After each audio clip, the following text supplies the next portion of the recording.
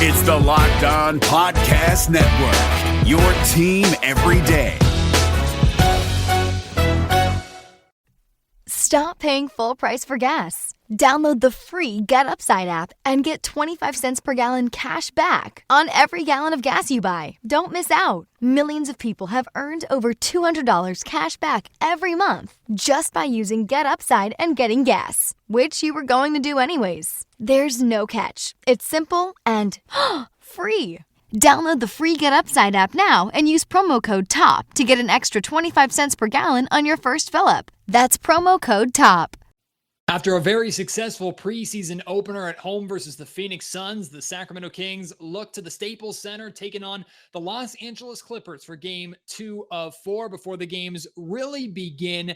And for me, it's all about the Kings maintaining consistency, showing that the things that they did well in that first preseason game against Phoenix, they can do well again against LA and basically every night or the majority of nights this upcoming season. If the Kings can play on a nightly basis the way that they played last night, they're putting themselves in a good position to be successful and put themselves in a position to, at the very least, participate in the play-in tournament this year. But the Los Angeles Clippers are a team in a very different situation, and there is a chance because of the ACL injury to Kawhi Leonard that's going to keep him out for the majority of the season that the Clippers could fall down some rungs in the ladder. Could the Clippers potentially fall into the play-in picture? Could they give up a playoff spot that maybe the Sacramento Kings could try and swoop in and steal? On today's podcast, I'm going to be joined by Charles Mockler, one of the hosts of the Locked On Clippers podcast. We're going to talk about the look of the Clippers this season,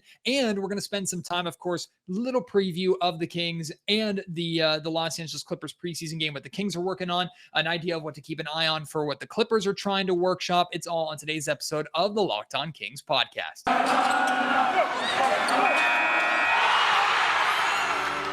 You are Locked On Kings, your daily Sacramento Kings podcast, part of the Locked On Podcast Network, your team every day.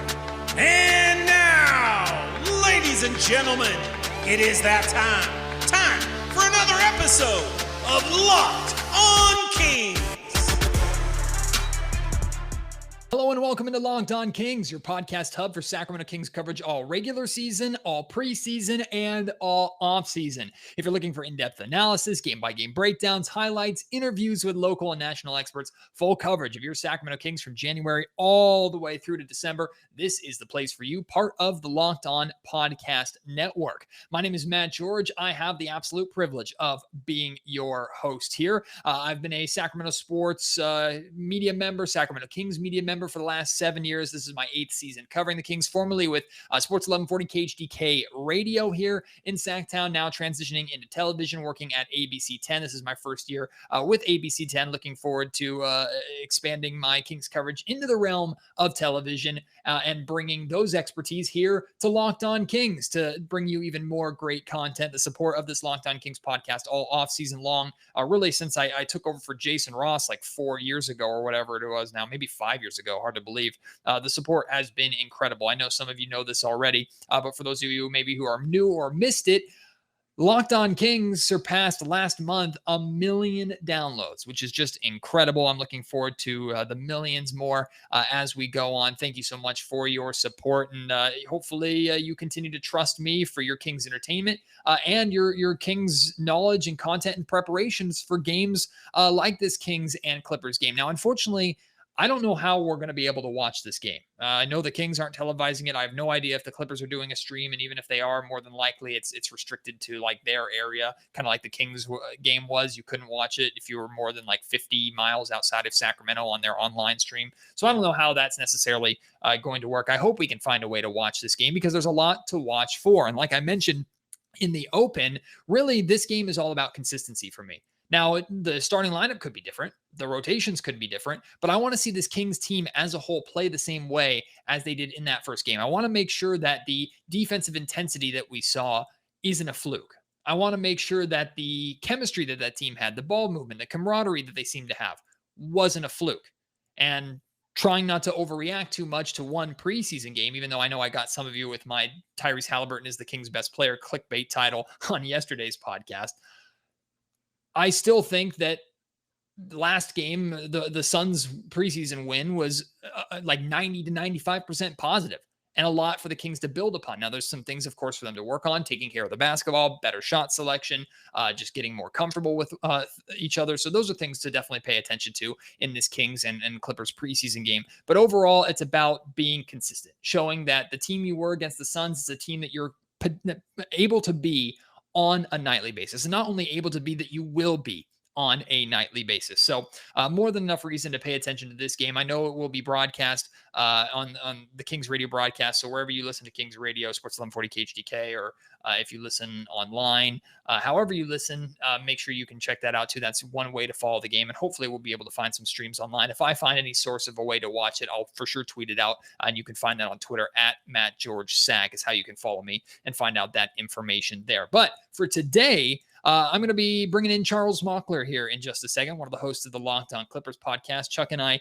have a great relationship. I do enjoy following the Clippers. I mean, I'm not going to say I ever support a team from Los Angeles, but I certainly like the Clippers a hell of a lot more than I like the Los Angeles Lakers. So, and there are a lot of reasons to pay attention to this team, a lot of questions to be asked about this team. Can Paul George pick up the weight of no Kawhi Leonard and keep that team in the playoff picture? You're going to hear Chuck talk about that and a lot more right now on Locked On Kings.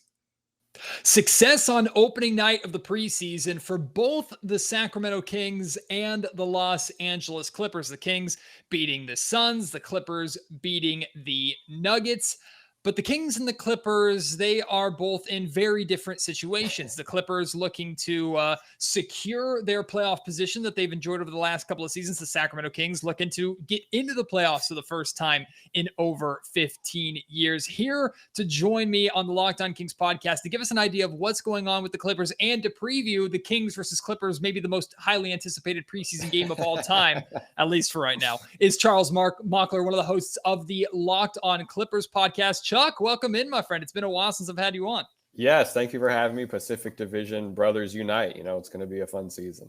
Yeah, there's always, I can't say that I ever enjoy anything from LA or any teams in LA, but I've always had a special appreciation for the Clippers as treated like the stepchild of the Lakers. So we both can at least be bonded over our hatred of the Lakers. And boy, do I want to see that old man experience in LA, that team in the Staples Center wearing yellow fail. But there's a lot of questions about the Clippers just because of the loss of Kawhi Leonard. And I had John Corrales of Locked On Celtics, one of the Locked On NBA hosts, on last week, and we were talking about what's the route for the Kings into the playoffs in the Western Conference, because the conference is still ridiculously good. The Kings more than likely are going to try and work their way in via a play-in. But if the Kings are actually going to make the playoffs, that means some teams are going to have to fall out.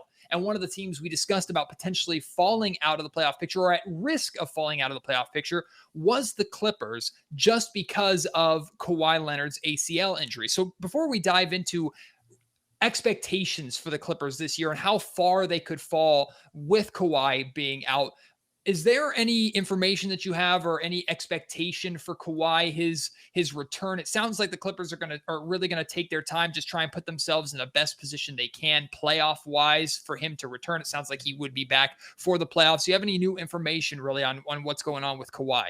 I'll tell you, if I was able to get new information on Kawhi, I think I would be doing a lot better than I am now. But I don't have any new information on Kawhi Leonard.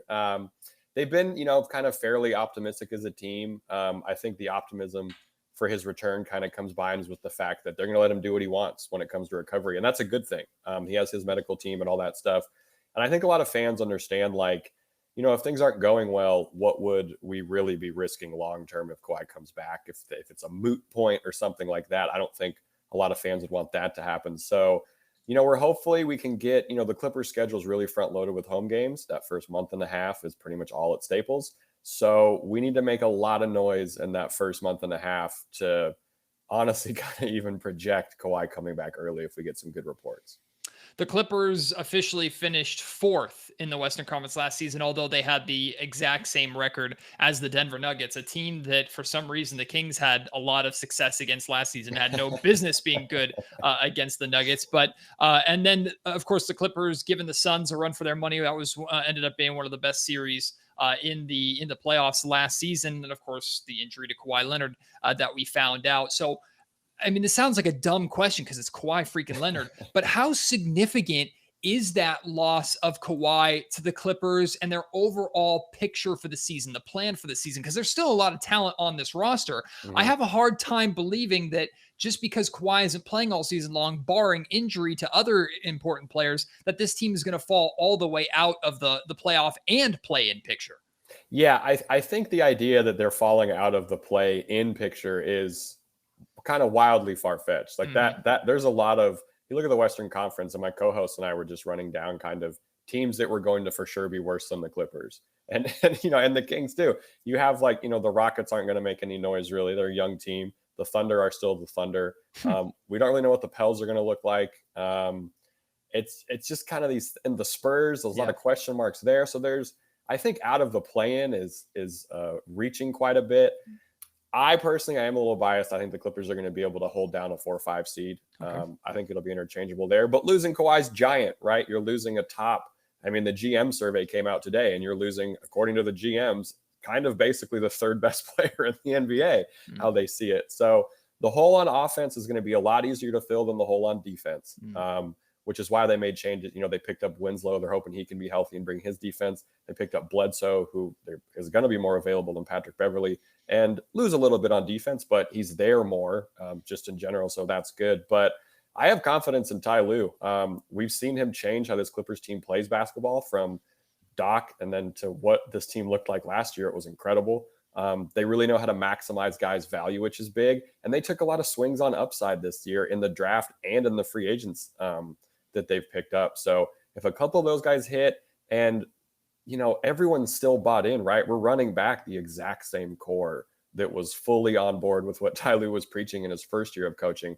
Now there's just more familiarity. It's not like they're used to playing with Kawhi 100% of the time, as anyone who's been a fan of Kawhi knows that those things kind of go in and out. So I think 4 or 5 is really in play, but it is a big hole to fill. And if things get slippery, it will be something to kind of keep an eye on. Today's Locked On Kings podcast is brought to you by DirecTV Stream. Let me know if this sounds familiar. You've got one device that lets you catch the game live. You have another device that lets you stream your favorite shows. You're watching sports highlights on your phone. And you've got your neighbors, best friends, login for all the other good stuff.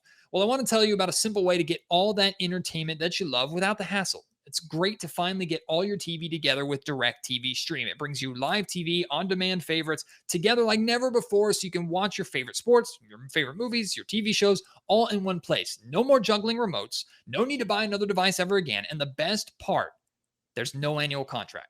It's like any other subscription service. No, you're not tied in for a year or two with DirecTV Stream. You cancel whenever you want. Get rid of the clutter and the confusion. Get your TV together with DirecTV Stream. You can learn more at directtv.com. That's directtv.com. Compatible device is required.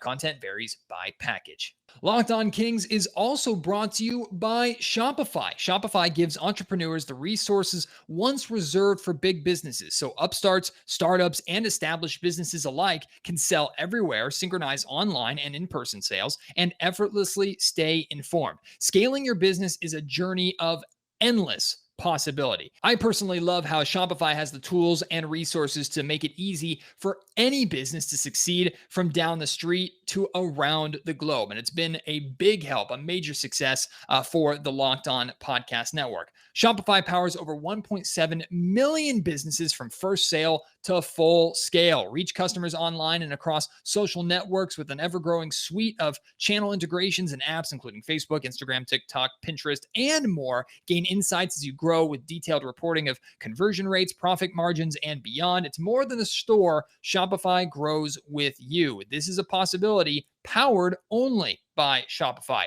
Go to shopify.com/lockedonnba, all lowercase, for a free 14-day trial and get full access to Shopify's entire suite of features. Grow your business with Shopify today. Go to shopify.com/lockedonnba right now. Shopify.com/lockedonnba.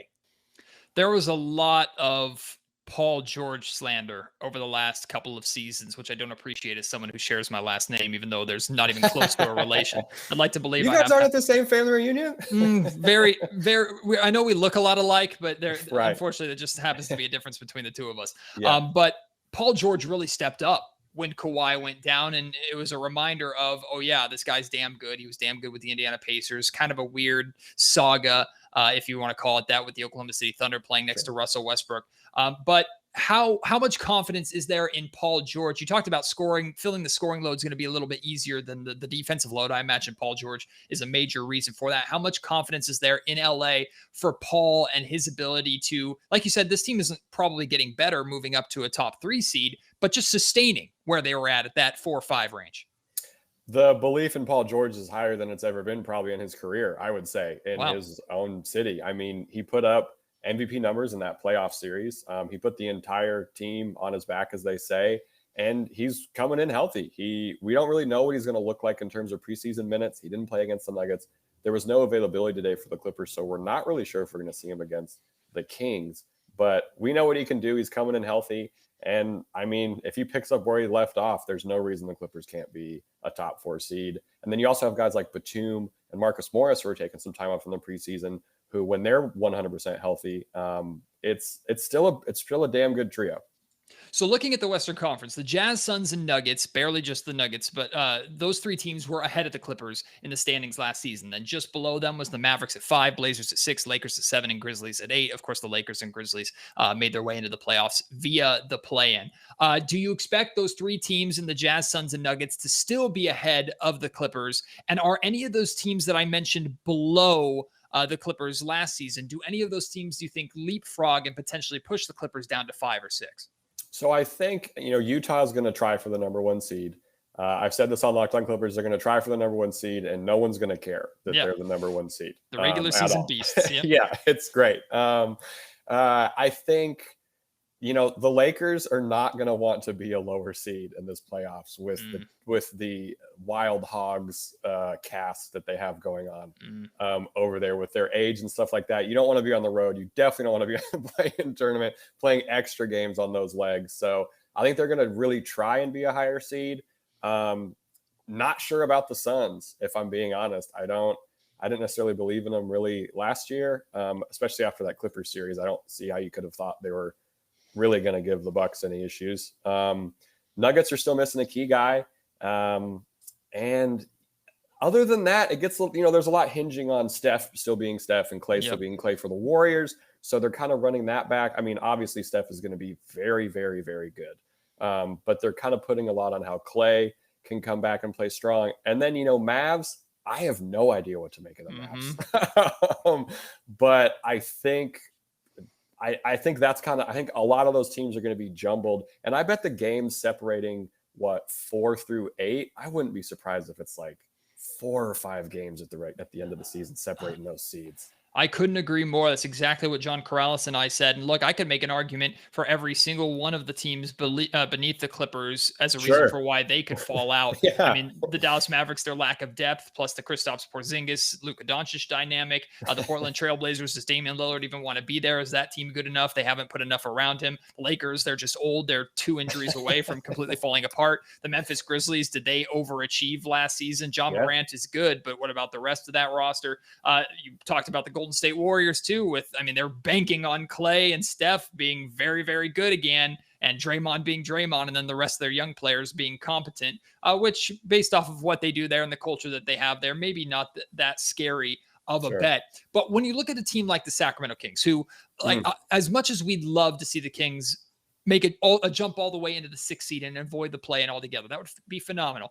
That's very unlikely. I think it would be a tremendous win for the Kings to secure a 7th or 8th seed just so they could get a home game during the play-in tournament. When you look at this team, where do you see, and be completely honest, even if it's brutally honest, like the state of the Western Conference, this team maybe has gotten better, but it's not good enough in the West. Where do you see the Sacramento Kings team, and where are they on your radar of, okay, a team for the Clippers to keep an eye on a little bit? Well, I mean, I think play-in team is a completely legitimate expectation for this Kings team. Davion Mitchell, that pick is such a good pick by your front office. He is going to be phenomenal for you guys. Halliburton is good. And I honestly probably said some similar things last year about the Kings, because every year I'm like, the Kings, it's there. They got the guys. It can happen. Unfortunately, I just think you have a horrible head coach, which, maybe he'll prove me wrong, but there's a lot of good things that can happen for the Kings, and their luck has to turn at some point. I think they'll be a play-in team. And it's going to be a team that they like playing the Clippers. De'Aaron Fox, I think, called his mom after he beat the Clippers 2 seasons ago for the first time in his career. Like, they like playing the Clippers and trying to ruin their day, which is fun. Pacific Division rivalries, who doesn't love it? But I mean, anytime we play the Kings, it's not fun because you guys are so fast. So, but I think play-in team, if you guys, I'm not sure about your schedule, but if you guys can take care of whatever, kind of home stretches you guys have, I think play-in is perfectly acceptable for the Kings to make it. And I would not want to face that team at home for the first time in a very long time for the playoffs. Yeah, the Kings are chomping at the bit just to get an opportunity to play and have that atmosphere and experience that atmosphere. Yeah. Although I will say the goal for the Kings is to make the playoffs. And if the play-in is considered postseason, it's not considered playoffs here in Sacramento. It's not good enough. Definitely. That's a good call. It's about getting into a best-of-7 series, not a single-game elimination. Even if you play 2 games and you lose both and are knocked out, does not matter.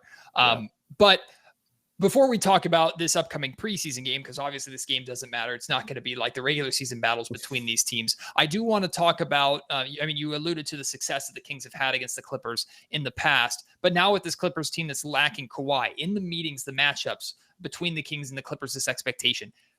If you were working for the Kings or you changed your loyalties, came over to Sacramento, how would you tell the Sacramento Kings the best way that they defeat the Los Angeles Clippers this season? What is going to be like the kryptonite for LA in your mind?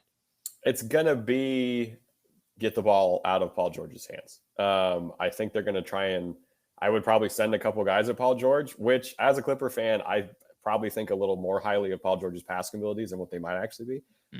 So, I mean, it's kind of pick your poison. If our role players are on, if Reggie's hitting from deep, if Bledsoe's able to penetrate and him and Zoo are looking good on the pick and roll, then it's hard. Then you just hope that those guys don't beat you. But I think you have to try and get the ball out of Paul George's hands, and you absolutely have to win the non-Paul George minutes. Because if you don't win the non-Paul George minutes, I'm not sure how the Paul George minutes are going to be going. So I think it's getting the ball out of Paul George's hand. It's trying to get, you're going to leave Bledsoe open probably on the perimeter. You're going to leave Justice Winslow open on the perimeter. And you got to take advantage of turnovers. There's going to be kind of some growing pains with this new offense for the Clippers. It's not totally revamped, but just from one preseason game, we've seen a lot more motion in the post, a lot more like Luke Kennard cuts and kind of small pick and rolls and stuff like that. So take advantage of the turnovers, win the non-Paul George minutes. You'll probably do okay as long as Paul George doesn't score over 23. On the flip side of that, though, with the amount of expectations that are going to be on Paul this season because Kawhi is out, I mean, that's difficult to sustain for all 82 games, no matter who you are.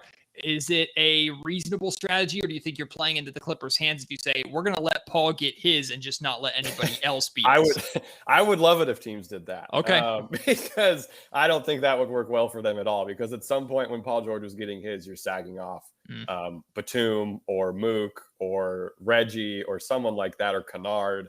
And then, Terrence Mann is still, he had the 39-point game. He was not just a flash in the pan. The talent is very real. So if you want to let Paul George go and get his, please do.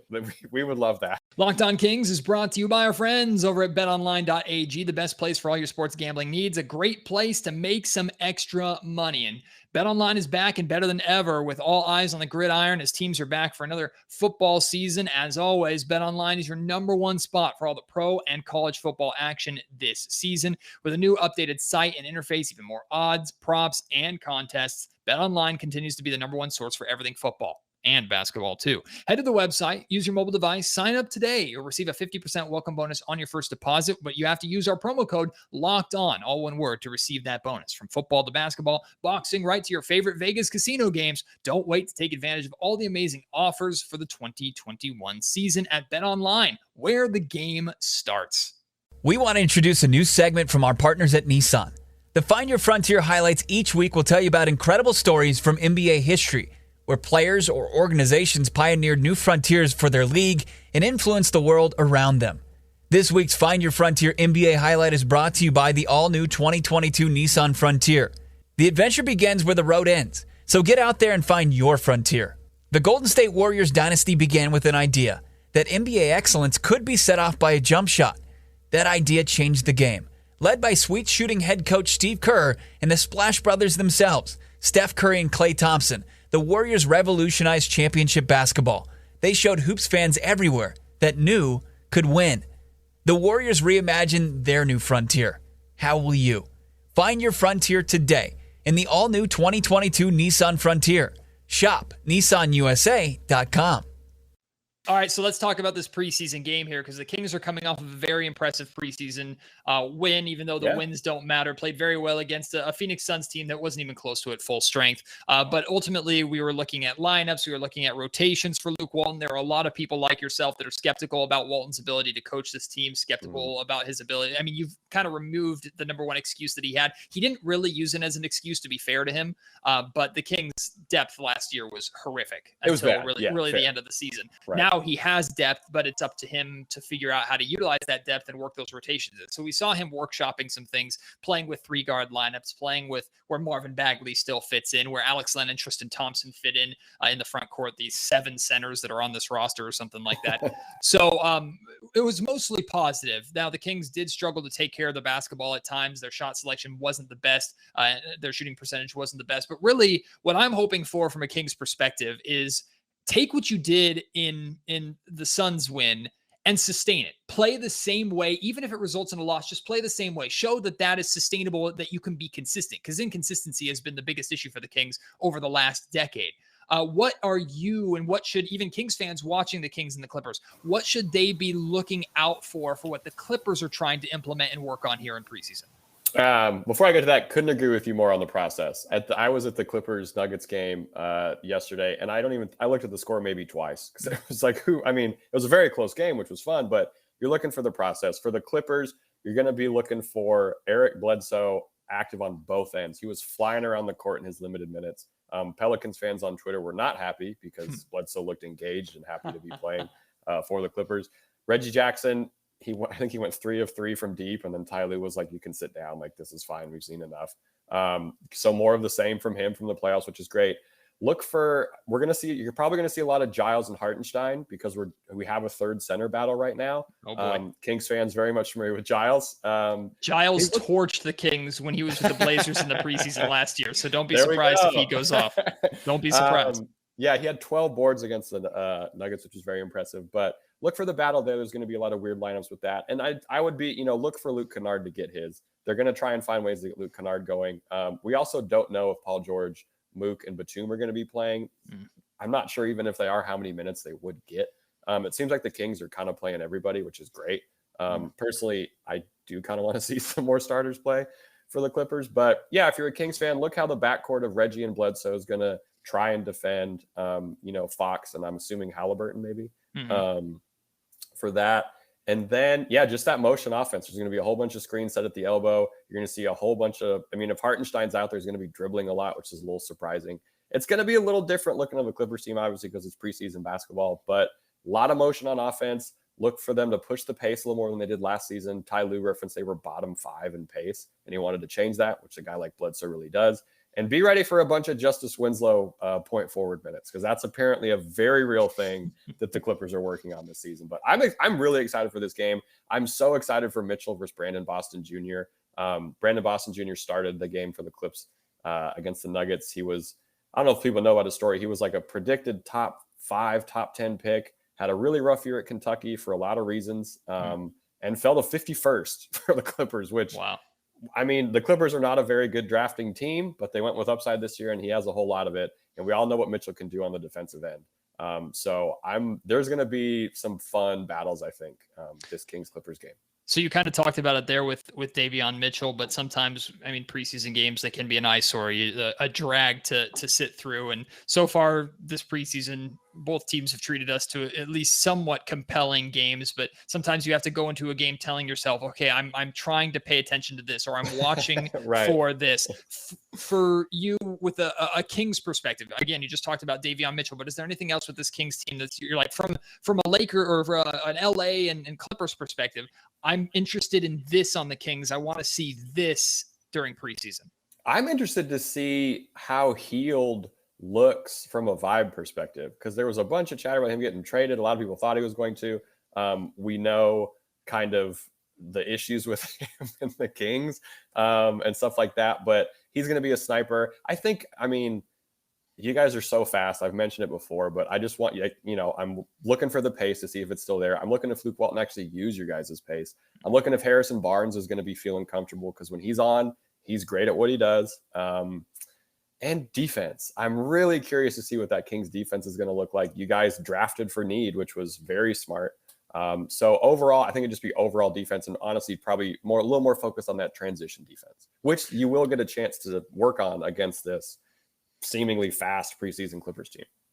Last question I have for you, Chuck. What are the odds of, at least in the regular season, and maybe in the playoffs, but we'll focus on regular season, the Clippers being the Kings of LA and being the better team than the Los Angeles Lakers this season? What would you say the odds are with that head-to-head team? Or overall standings? Overall standings, and even head-to-head, like their head-to-head matchups. I guess just in general, like how are you feeling about the Clippers keeping LA as their town after? I think our basketball will look a lot better from a process wise, but I think it's going to be hard. I think it's probably, I'm going to call it 50-50. I think head to head, the Clippers will take the series, but I think in the standings, because of how brutal the Clippers schedule is, I think they have more 5 games and 7s than like 5 teams combined. And we're really front loaded with home games and stuff like that. I think the Lakers might finish a skosh higher than the Clippers, but head to head, I think the Clippers got it. All right. Well, we'll be interested to see the battle of the LA Clippers versus the 2013 NBA All-Star team that they have over there in Los Angeles. Thank you, Chuck, so much, my man. When the Kings and Lakers do play for real this season, we'll have to do this again and talk about those matchups, because those games always seem to be fun.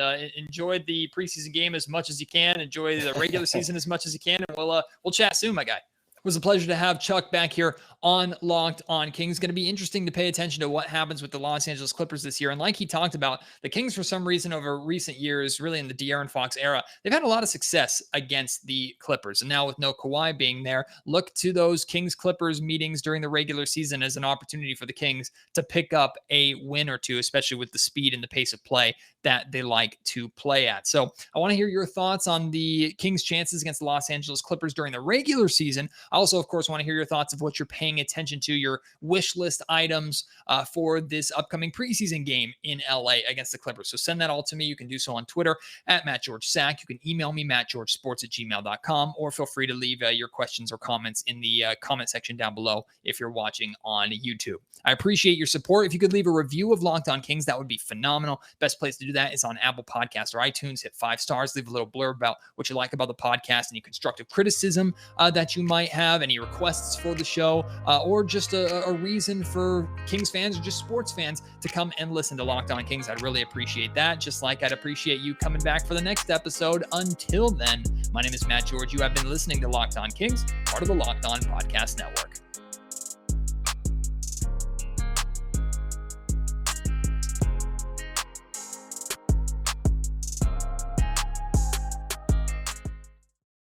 Hey everyone, it's the content boys of Locked On Sharks. I'm one of the hosts, Kyle Demetrius. And I'm JD Young.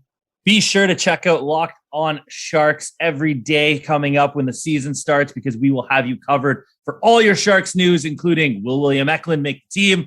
Will the Sharks make a trade of one of their big contracts? Will they tank? Or are the Sharks going to be kind of good this year? So keep it locked in with Locked On Sharks wherever you get your podcasts.